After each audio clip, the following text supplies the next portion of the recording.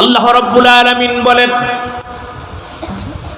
আমার জান্নাতি ব্যক্তিদের প্রথম নম্বরে মেহমানদারি আমি শুরু করব মাছের কলিজা দিয়ে।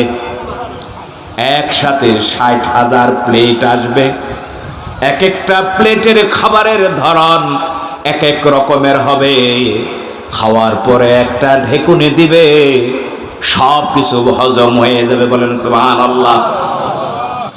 পরের বেলা যে খাবার আসবে, এই ৬০,০০০ খাবারের সাথে পরবর্তী ৬০,০০০ খাবারের প্লেটের কোনো মিল নাই, সাদৃশ্যতা নাই। যদি বলেন সুবহানাল্লাহ।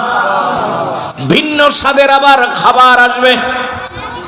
পরের বেলা আবার যে খাবার আসবে, আগের বেলার খাবারের সাথে সেটার কোনো মিল খুঁজে পাওয়া যাবে না।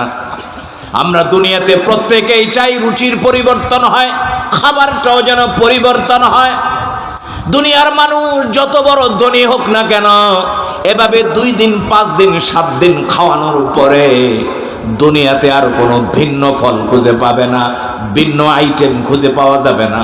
আল্লাহ তাআলা খাবারের পরে যেই ফল দিয়ে আপনার আমার মেহমানদারি করবেন, এক একটা ফলের মধ্যে 70 রকমের স্বাদ হবে। বলেন সুবহানাল্লাহ। কত রকমের স্বাদ? জোরে বলুন, কত রকমের স্বাদ? আল্লাহু আকবার, আল্লাহু আকবার। মা লা আইনুন রাআত ওয়ালা উযুনুন সামিআত ওয়ালা খাতারা আলা কলবি বাশার। এত সুন্দর আয়োজন হবে, এত সুন্দর ব্যবস্থাপনা হবে, এত সুস্বাদু খাবার হবে। আমার রাসূল বলেছেন হাদিসে কুদসির মধ্যে, আল্লাহ বলেন, দুনিয়ার কোন চক্ষু এই ধরনের খাবার দেখে নাই, দৃশ্য দেখে নাই, আয়োজন দেখে নাই। বলেন সুবহানাল্লাহ।